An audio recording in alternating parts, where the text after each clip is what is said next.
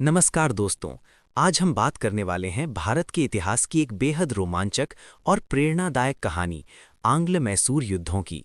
ये कहानी है अंग्रेज़ों और दक्षिण भारत के शक्तिशाली राज्य मैसूर के बीच संघर्ष की, जहां हैदर अली और उनके पुत्र टीपू सुल्तान ने अंग्रेज़ों को कड़ी टक्कर दी। ये केवल युद्धों की कहानी नहीं है, बल्कि ये कहानी है रणनीति, कूटनीति, तकनीक और स्वतंत्रता की भावना की।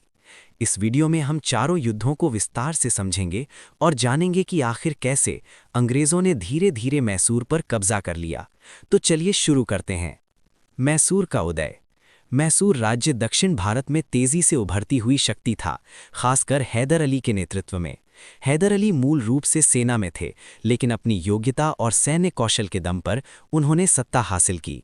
उन्होंने सेना को आधुनिक बनाया, फ्रांसीसी तकनीक अपनाई और अपनी ताकत को बढ़ाया। उनके बाद टीपू सुल्तान ने इस विरासत को आगे बढ़ाया।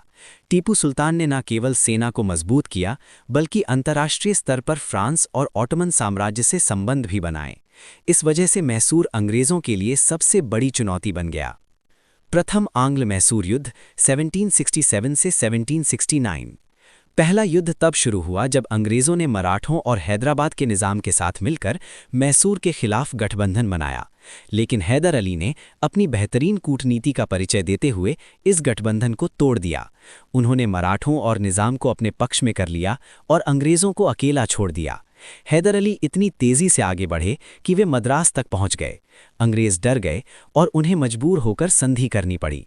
1769 की मद्रास संधि के तहत दोनों पक्षों ने एक दूसरे की सहायता करने का वादा किया।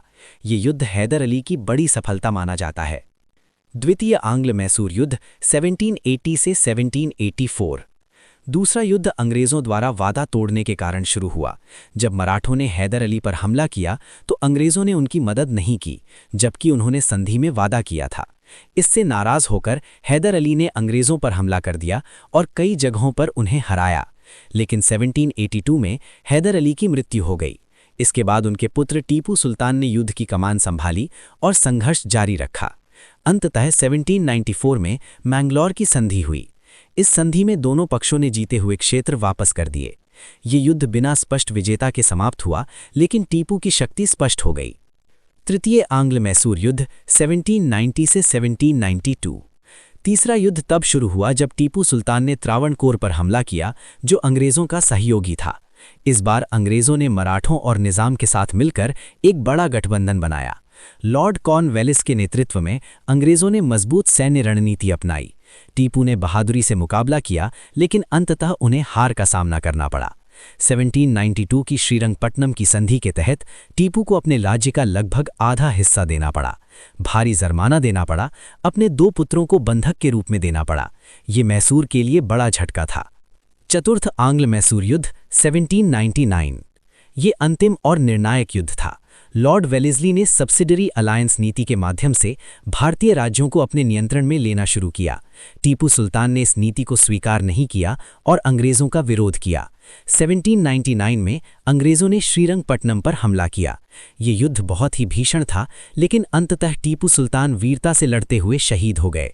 4 मई 1799 को मैसूर का पतन हो गया। इसके साथ ही दक्षिण भारत में अंग्रेज़ों का वर्चस्व स्थापित हो गया।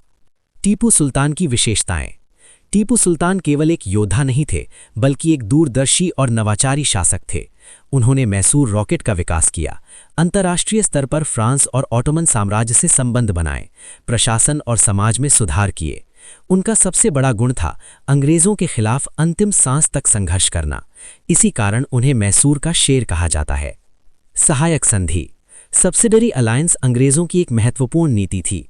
इसके तहत भारतीय शासकों को अंग्रेज़ी सेना रखनी पड़ती थी। उस सेना का खर्च भी उन्हें ही उठाना पड़ता था। वे बिना अंग्रेज़ों की अनुमति के कोई निर्णय नहीं ले सकते थे। इस तरह धीरे धीरे राज्य अपनी स्वतंत्रता खो देते थे। मैसूर भी इसी नीति के कारण अंग्रेज़ों के नियंत्रण में आ गया। सैन्य नवाचार। मैसूर की सेना ने एक राज्यकारी हथियार बनाया, मैसूर रॉकेट। ये उस समय के लिए बहुत उन्नत तकनीक थी। इसका उपयोग युद्ध में प्रभावी रूप से किया गया और अंग्रेज़ भी इससे प्रभावित हुए। बाद में इसी तकनीक को यूरोप में विकसित किया गया। Quick revision. अगर हम चारों युद्धों को संक्षेप में देखें, पहला हैदर अली की जीत, दूसरा बराबरी, तीसरा अंग्रेजों की बढ़त, चौथा अंग्रेजों की पूर्ण विजय। ये क्रम हमें दिखाता है कि अंग्रेज कैसे धीरे धीरे मजबूत होते गए। मैसूर के पतन के बाद दक्षिण भारत में अंग्रेजों का प्रभाव बहुत बढ़ गया। फ्रांसीसी शक्ति समाप्त हो गई और अंग्रेजों को आगे बढ़ने का रास्ता मिल गया। ये घटना भारत में ब्रिटिश साम्राज्य की स्थापना के लिए बहुत महत्वपूर्ण साबित हुई। Shifting borders. 1799 के बाद मैसूर का बड़ा हिस्सा अंग्रेजों और उनके सहयोगियों में बांट दिया गया। राज्य छोटा हो गया और उसकी स्वतंत्रता समाप्त हो गई। हैदर अली वर्सेस टीपू सुल्तान। हैदर अली एक महान रणनीतिकार और कूटनीतिज्ञ थे, जबकि टीपू सुल्तान एक बहादुर योद्धा और नवाचारी शासक थे। दोनों ने मिलकर अंग्रेजों को सबसे कठिन चुनौती दी। MCQs। अब खुद को टेस्ट करें। चौथा युद्ध किस वर्ष हुआ? श्रीरंगपट्टनम की संधि कब हुई? ऐसे सवाल एग्जाम्स में बार बार पूछे जाते हैं। तो दोस्तों, ये थी आंग्ल मैसूर युद्धों की पूरी कहानी।